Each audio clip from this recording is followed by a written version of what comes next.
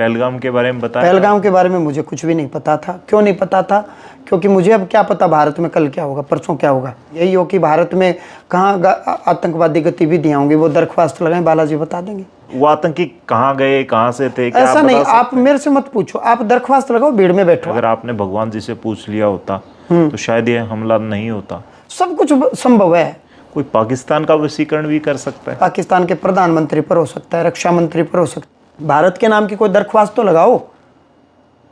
अब कोई लगाता ही नहीं, दूर से कमेंट करते हैं। बालाजी धामासी में पूरे वर्ष, हर दिन, हर महीने, पूरे साल भंडारा चलता है। 9, 10, 11, 12 मई का दिव्य दरबार है, 4 दिन का दिव्य दरबार है। मेरे दादा के परदादा वो शिव के भक्त बताए हैं।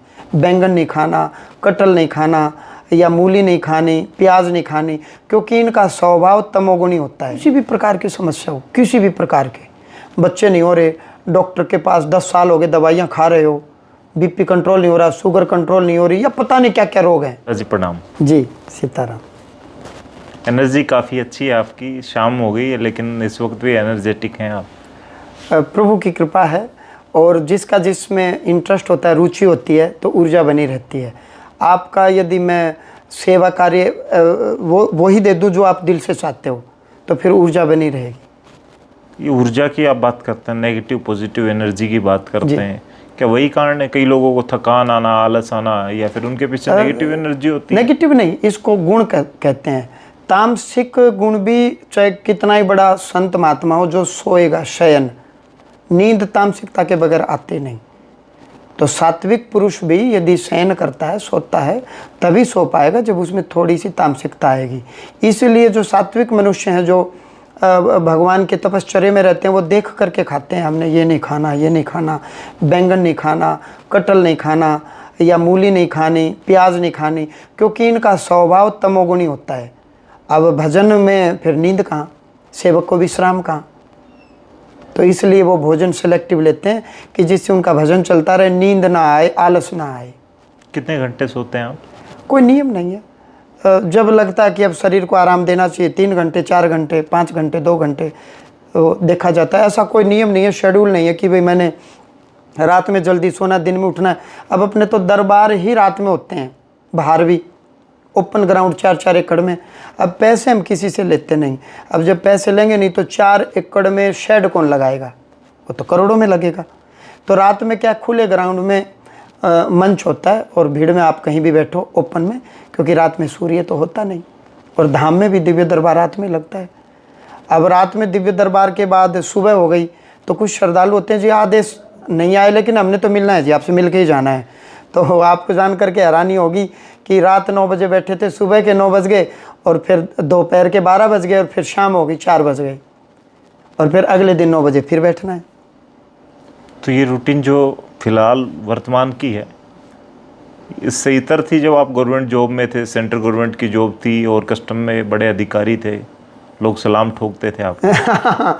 भौतिक जगत में भौतिक सुख तो था ही, और लेकिन जब सेवा कार्य में आ गए, सनातन के लिए आ गए, और सेवक को विश्राम का, सेवक को आनंद कहाँ, जब सेवा में आ ही गए, तो अब तो संकल्प है सेवक को विश्राम का, अब तो सेवा ही करनी है। तो अब आनंद आ रहा है, मज़ा आ रहा है, क्योंकि रुचि है ना इस काम में। यदि रुचि नहीं होती, ज़बरदस्ती लाते तो दुख होता। अब मज़ा आ रहा है, इसीलिए नींद चली गई। अच्छा जी। ये आपकी चॉइस थी शुरू से ही कि बाबा बनना है? बाबा नहीं बनना, एक नॉर्मल रह करके भक्ति करनी थी। और बचपन में जैसे ये था कि परमात्मा होते हैं, कहाँ मिलेंगे, किस विधि मिलेंगे, कहाँ जाऊँ।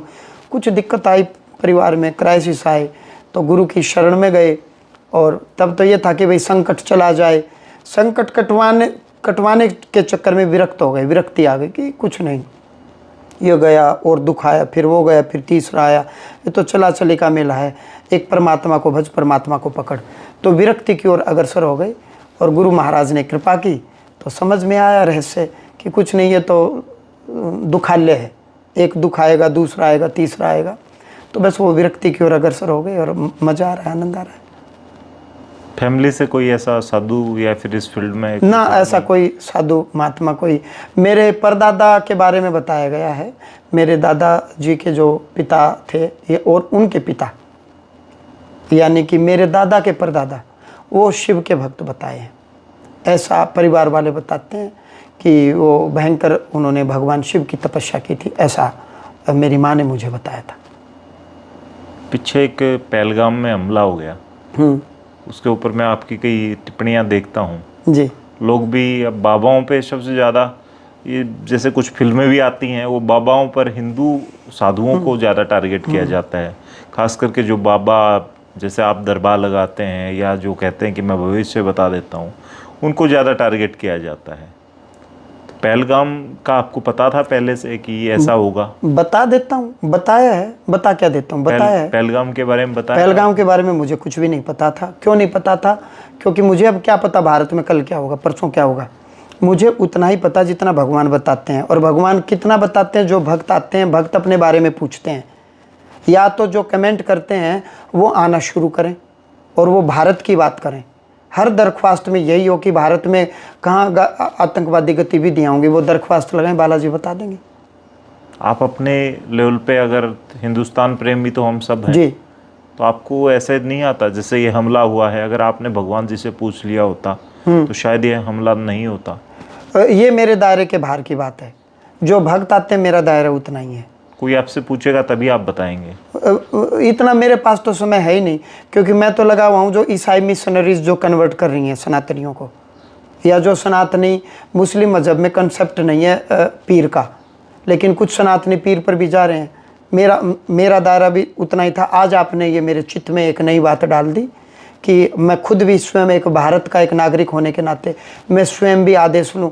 तो आदेश लेकर के हम किसको बताएं जी? कौन मानेगा हमारी बात? ये भी मुझे बता दीजिए, लगे हाथ। चलो आदेश आगे मैं कहाँ कहूँगा, किसको कहूँगा? आप एक वीडियो जारी कर सकते हैं, जैसे आपका चैनल है, या फिर और हाँ, ये हो चीज़ें सकता है। आगे हम प्रयत्न करेंगे, प्रयास करेंगे। आपको पता लग सकता था? यदि मैं प्रयास करता तो, यदि मैं भगवान से विनती करता तो भगवान आदेश दे भी दें और न भी दें, ये भगवान की इच्छा है, भगवान की मर्जी है। जैसे आपका 9 तारीख से दरबार शुरू होगा, दिव्य दरबार, कौन सी तारीख है? 9 मई, 10 मई, 11 मई और 12 मई। 9, 10, 11, 12 मई का दिव्य दरबार है। 4 दिन का दिव्य दरबार है। और उसमें मैं इतना ही कहूँगा कि भगवान जी की कृपा से जो भी श्रद्धालु आते हैं, अब मान लो एक ही साथ एक ही रात में मैं कितने लोगों से बात कर सकता हूँ? 100। एक व्यक्ति को मैंने 5 मिनट दी तो 100 को हो गया 500 मिनट।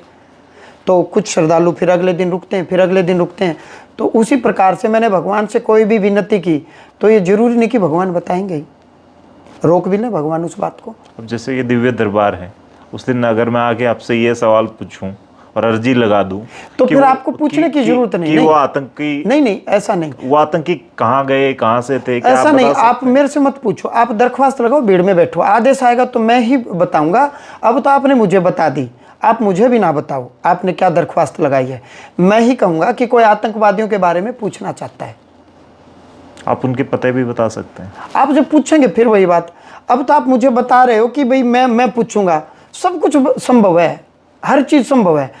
कोई भी भक्त यहाँ जो भी विनती करता है, दरख्वास्त लगाता है, वो किसी को नहीं बताता कि मैंने क्या प्रश्न किया है। मैं स्वयं माइक से बताऊंगा ये नाम है या ये विषय है या ये प्रश्न किया है। मेरी बात को पकड़े आप तो मुझे बता रहे हो कि मैं आऊँगा और मैं लगाऊंगा। ये जरूरी नहीं कि आदेश आए।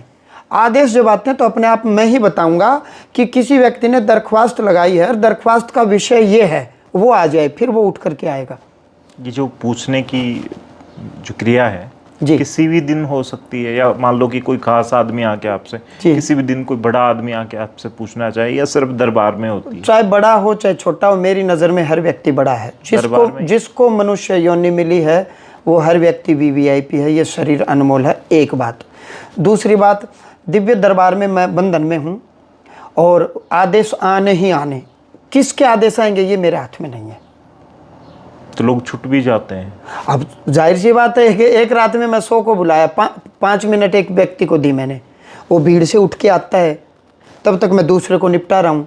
मंच पर आया और गया, 1 मिनट तो इसी में लग जाती है। 4 मिनट और मान लो, मैंने उसका विषय बताया, उस समस्या का कारण बताया, और पर्चे पर बगल में भाई बैठता निवारण लिख करके देगा। 4 मिनट 3 मिनट इसमें लग जाती हैं। तो 5 मिनट का एक व्यक्ति को मैंने दिया, तो 100 को निपटाऊंगा तो कितनी मिनट होगी? 500 मिनट। और 500 मिनट का मतलब होगा लगभग 8.5 घंटे। इससे ज़्यादा मैं कैसे बैठूंगा? अगले दिन भी होता है? हाँ, अगले दिन होता है। अगर वो दोबारा से आना चाहे तो आ सकते? हाँ, फिर अगले दिन, फिर तीसरे दिन, फिर चौथे दिन रेगुलर होता है। जिसका आदेश आ गया वो फिर भीड़ में बैठे न बैठे वो उनकी आस्था है, श्रद्धा है, जिसको मैंने निवारण बता दिया। कई दूर के व्यक्ति होते हैं, 2 दिन या 3 दिन रुकने के भाव से आते हैं। भंडारा यहाँ चलता है, रहने रुकने की व्यवस्था है। दर्शकों को मैं बताऊं, श्री बालाजी धामासी में पूरे वर्ष, हर दिन, हर महीने, पूरे साल भंडारा चलता है। तो जो दूर के श्रद्धालु होते हैं, दिल्ली से या बम्बई से, कलकत्ता से, नेपाल से, दूर दूर से आते हैं, राजस्थान से, तो वो रुकने के भाव से आते हैं कि हम 3 दिन धाम में ही रुकेंगे।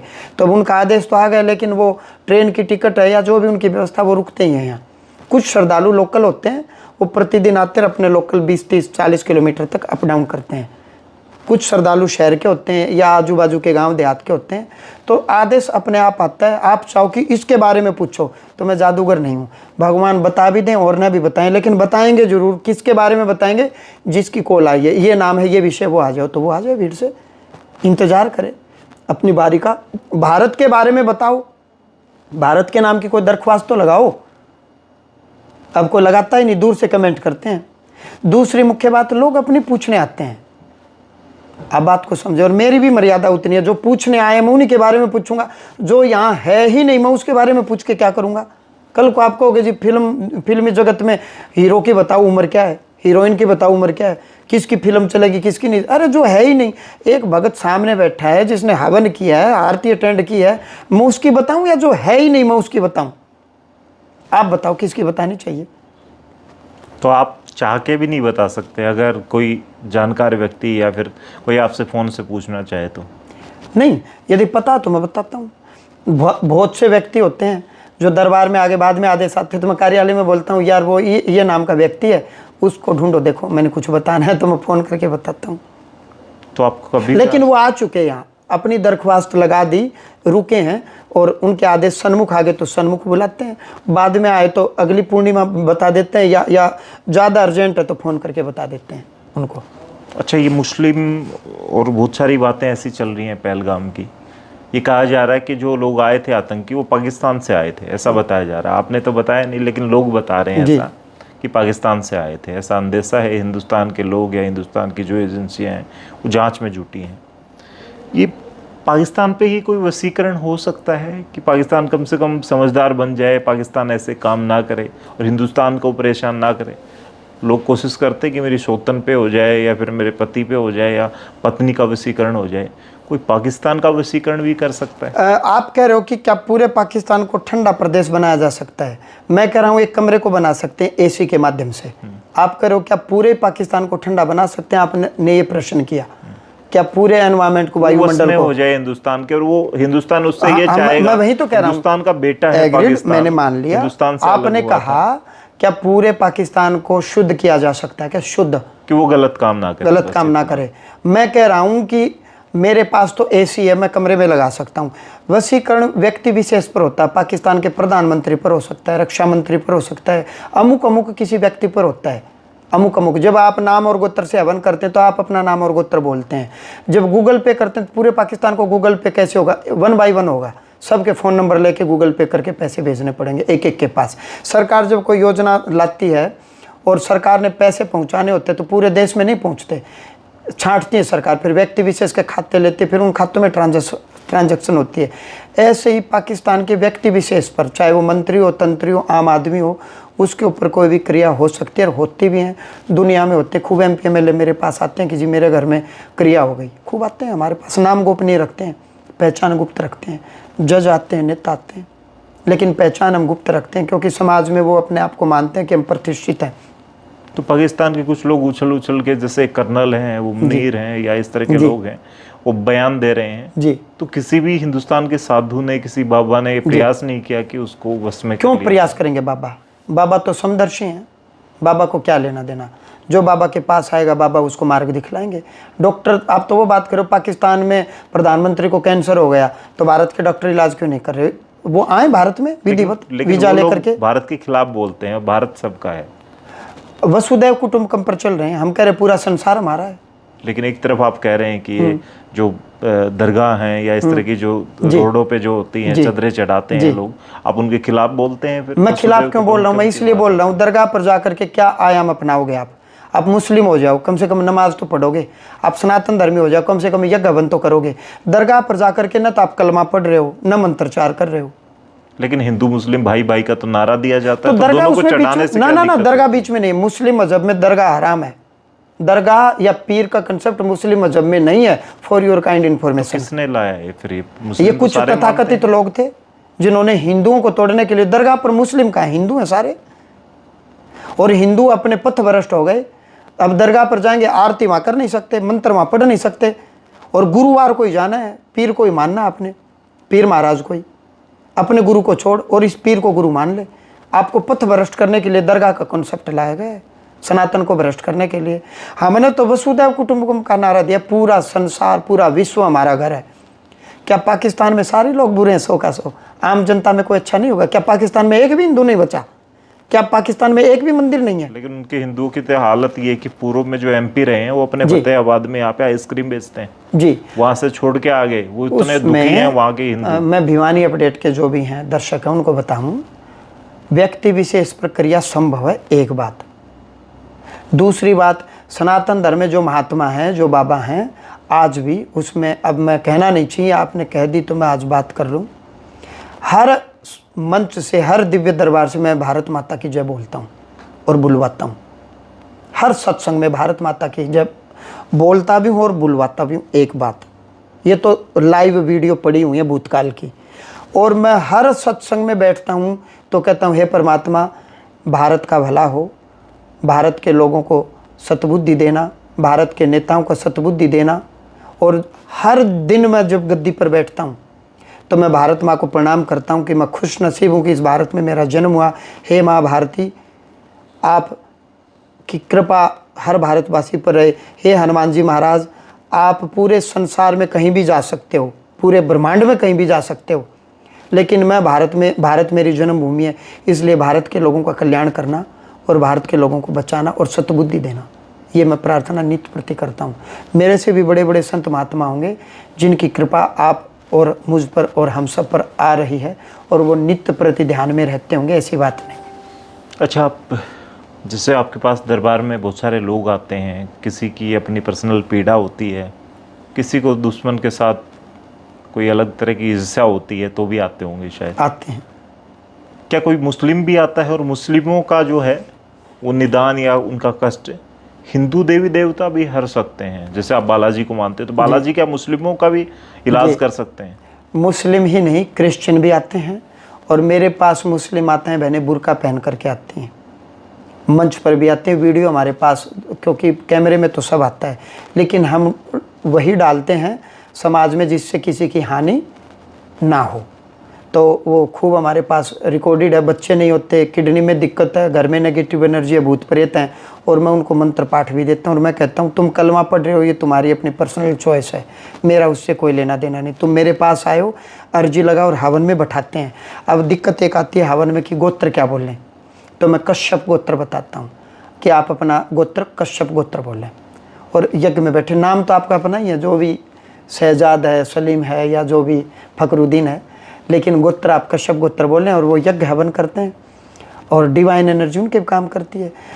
दैवीय ऊर्जा निर्लिप्त है। किस प्रकार, जिस प्रकार बिजली मंत्री को भी करंट लगेगा, चाहे वो इंग्लैंड का बिजली मंत्री हो, चाहे भारत का बिजली मंत्री हो, यदि बिजली को स्पर्श करेगा तो बिजली झटका देगी। करंट निर्लिप्त है, तो ब्रह्म निर्लिप्त है, अद्वैत है। डिवाइन एनर्जी किसी के भी शरीर में जाएगी तो रोग दोष का हरण करेगी, रोग दोष को दूर करेगी। डिवाइन एनर्जी, दैवीय ऊर्जा के आगे ना कोई मुस्लिम है, ना कोई हिंदू है, ना कुछ है। ये आपने और मैंने ये सब चीज़ें बनाई हैं। मैं तो ये कह रहा हूँ, आप सनातन पर आओ, सनातन बोले तो शुद्धता पर आओ, वसुदैव कुटुंबकम के ऊपर आओ कि पूरा विश्व हमारा घर है। सिर्फ सनातन मठों से आपने सुना होगा विश्व का कल्याण हो, किस मस्जिद से सुना विश्व का कल्याण हो? क्या किसी चर्च में ये आवाज़ सुनाई दी कि विश्व का कल्याण हो? कहीं भी आपने नहीं सुनी हो तो बताना मुझे। और मीडिया भी, आप लोग भी बायस हैं। आप हिंदू बाबाओं के बारे में तो दिखा देते हो जो गलत काम करते हैं। आसाराम जी का आज तक नाम आप लोग ढोते हो कि आसाराम ने किया, आसाराम जी ने ये किया, राम रहीम जी ने ये किया। आपने ये बजिंदर पास्टर का क्यों नहीं दिखाया जिसको बलात्कार के केस में उम्र कैद हुई है? आपने कोई किया किसी क्रिश्चियन वो भी मीडिया के माध्यम से ही तो आप तक बात पहुंची होगी। नहीं, आपने इंटरव्यू लिया क्या किसी हर क्रिश्चियन किसी का अपना दायरा होता है।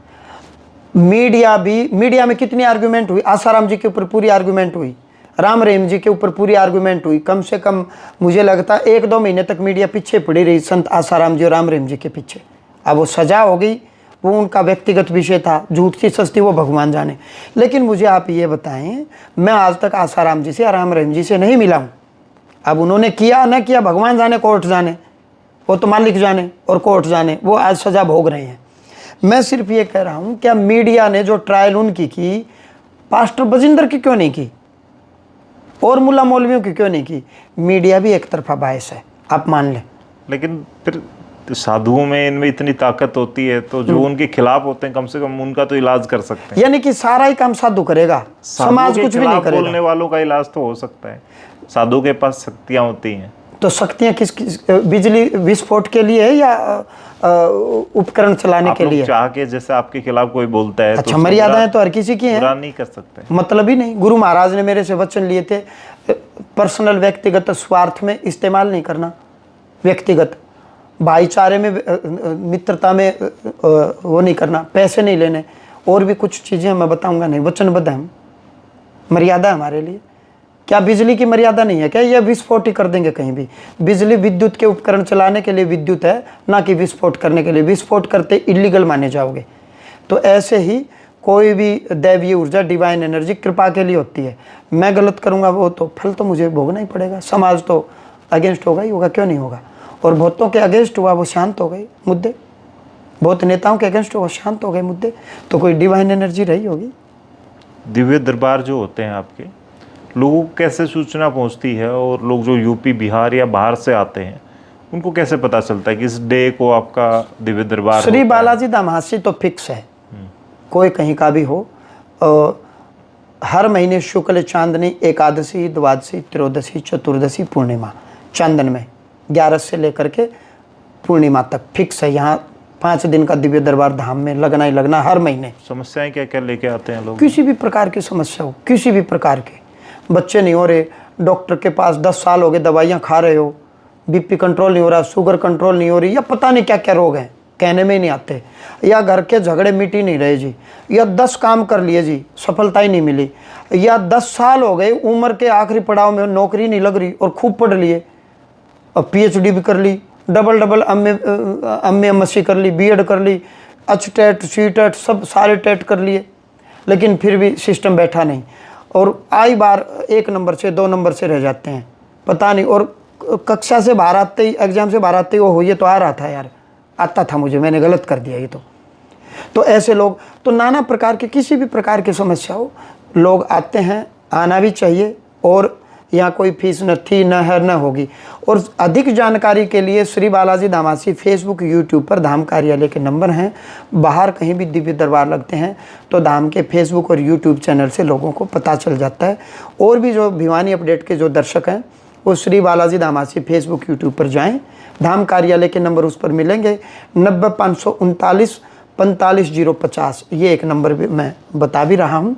और ज़्यादा जानकारी के लिए वो उसमें पूरी डिटेल है, डिटेल में सारी चीज़ें मिलेंगी। कार्यालय के नंबर हैं, मेरे नहीं हैं जी। तो ये नंबर आपको दिए हैं, इस पर आप कॉल कर सकते हैं। समस्याएं हर किसी की हैं, परेशान आप हर जगह जा जा के हो चुके हैं। एक बार ट्राई कर लें, किराया लगना है वो महाराज जी देंगे नहीं, और ज़रूरत है तो शायद यहाँ से आपको किराया मांगने पे मिल भी जाएगा। लेकिन यहाँ आने के बाद एक भी पैसा नहीं लगना। अब ना तो इनका कोई प्रचार कर रहे हैं, लेकिन बहुत सारी टिप्पणियाँ आ रही थी, कमेंट के माध्यम से लोग टिप्पणियाँ कर रहे थे इस पहलगाम के मुद्दे पर। और बहुत सारे ऐसे मुद्दे हैं, खास करके हिंदुओं के जो देवी देवता हैं या फिर हिंदू के साधु सन्यासी हैं, सनातन को मानते हैं, सबसे ज़्यादा हिंदुस्तान में टिप्पणियाँ उन्हीं पर होती हैं। इसकी एक बड़ी वजह ये भी है कि हिंदू की तादाद हिंदुस्तान में ज़्यादा है, हो सकता है इस वजह से, या फिर हो सकता है कि हिंदुओं के अंदर ही साइंस की दृष्टि से ज़्यादा सोच हो सकता है हिंदू ही जब टिप्पणी करते हैं अपने ही देवी देवताओं पर, शायद उनको लगता है कि हिंदुओं के देवताओं में उतनी ताकत नहीं है, या फिर आडंबर चल रहा है बहुत सारे साधु सन्यासियों को लेकर जो वो लिखते हैं। लेकिन बालाजी धाम हांसी पर 1 रुपया भी नहीं लगता, ऐसा महाराज जी का दावा है। यहाँ पर मैंने सैकड़ों भक्तों से बात की, वो कहते हैं कि किसी न किसी फ़ायदा उनकी तरफ से, इस धाम की तरफ से उनको मिला है, कोई ना कोई फ़ायदा।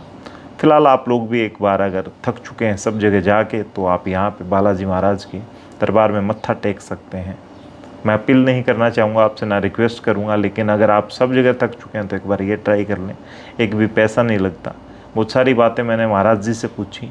कई बार ऐसा होता है कि मेरा मन नहीं होता, लेकिन वो सवाल मुझे पूछने पड़ते हैं।